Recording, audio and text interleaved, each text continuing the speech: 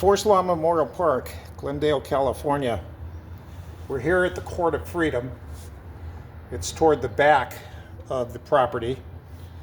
I'm standing inside the entrance to the Freedom Mausoleum. And over here to the right, we're going to take a walk to the grave of Walt Disney and his family. So he's right over here.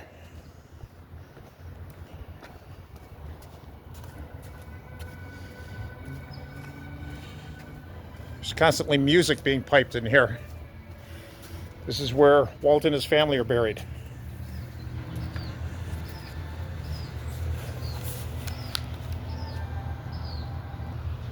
Mr. Walter Elias Disney, born December 5th, 1901 in Chicago, Illinois, probably needs no introduction or explanation.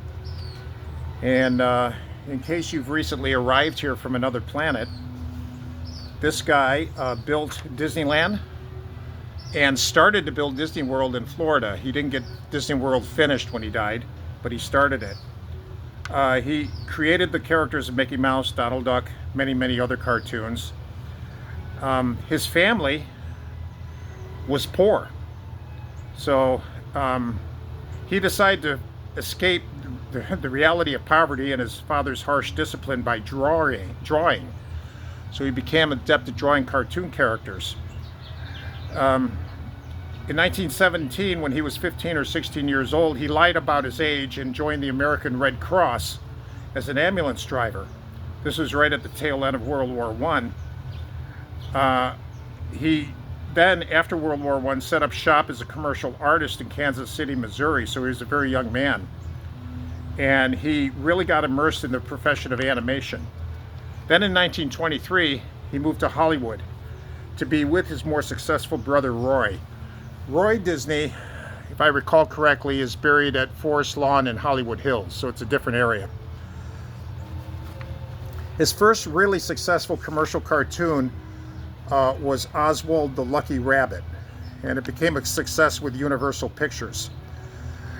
He created Mickey Mouse in 1928 and did his third Mickey Mouse film, Steamboat Willie. Now, Steamboat Willie, which I understand is still played at Disneyland, at the entrance to Disneyland in Anaheim, that was the first animated cartoon that synchronized sound with the characters, and it became an overnight success.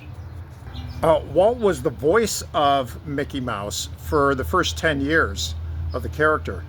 Then in 1937, he did his first full-length cartoon movie, Snow White and the Seven Dwarfs, which was sponsored by Bank of America, and he almost lost funding because he actually ran out of money, but Bank of America came and they looked at his artwork and they said, that thing's going to make you a ton of money. Here's some more. And as we know, Snow White and the Seven Dwarfs is still a success. It's a success and a hit. According to this article, from 1940 until his death, he served as an FBI informant. I don't know if that's true or not. You know, it could well be. It says he reported to J. Edgar Hoover about anyone in Hollywood that he thought was a leftist. Yeah, it could be. I mean, Walt was a real patriot at the time, and he certainly was interested in protecting our country from the menace of communism, which was a very real menace in the 20th century. In 1950, he produced a live-action movie, Treasure Island, and then he opened the Disneyland theme park in Anaheim, California, which is only a few miles from where I live. And he started work on Walt Disney World.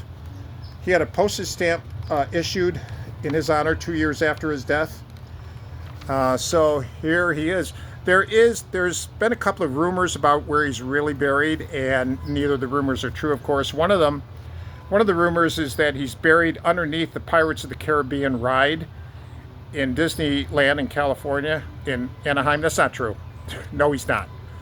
And another rumor is that his body was frozen, waiting to be raised from the dead if there's a cure for what he died. He died at 65 years of age of cancer. He was a heavy smoker. That's not true either. He didn't give his body to cryonics. I think that's what you call it. No, he was cremated, and I think his family were here too. There's Lillian, his wife, and Robert B. Brown, and Sharon Disney. Yeah, their ashes are buried here somewhere in this little garden. So, rest in peace, Walter Disney.